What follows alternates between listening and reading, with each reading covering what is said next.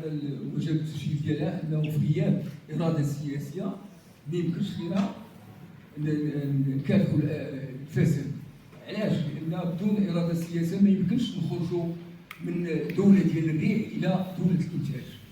بالنسبه للفساد انا كيبان لي كاين واحد ثالوث خبيث اللي هو فيه الاستبداد والفساد والارهاب. كذلك بالنسبه كاينه حقيقه كلفه، الاساتذه هضروا على الكلفه ديال الكلفه الاقتصاديه والاجتماعيه ديال الفساد، ولكن انا كتبان لي واحد الكلفه اللي انا ما بديناش في بالي هي الكلفه البسيكولوجيه. ان المواطن ملي كيكون فساد يعني كيشعر بالحقره، لان كيبان له الرؤيه الماليه هي اللي مسيطره على المال العام. هذا كيشعر بواحد، وهنا كيصعب عليه يامن بالقيم ديال الانتاج وديال العمل.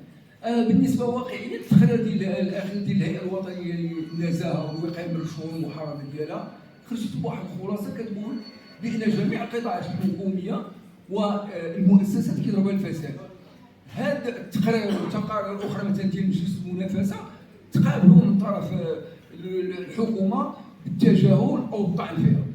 والواقع كما يقال عنيد الان بالنسبه لنا البرلمان كاين 30 برلماني راه الاعتقال، 44 هما موضوع متابعه. ملي كنقولوا متابعه اذا كنشوف هذا الفساد.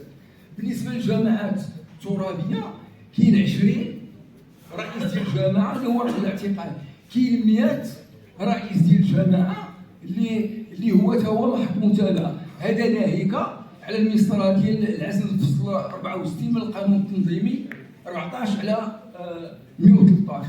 كنجي اسمو عليه ما العمل بالنسبه لنا ما يمكنش لا الرفاق ديال الاستاذ الغلوسي ولا الحزب التنميه الفساد.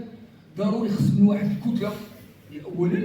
ثانيا لابد انا كيبان لي واحد المدخل اساسي هو تجريم ديال الاطراء غير مشروع.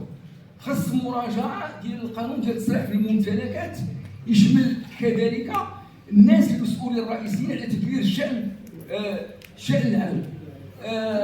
القضيه ديال القضاء كذلك دور محوري وديال الصحه. مع الاسف كاينه ديكتاتوريه الوقت مع الاسف.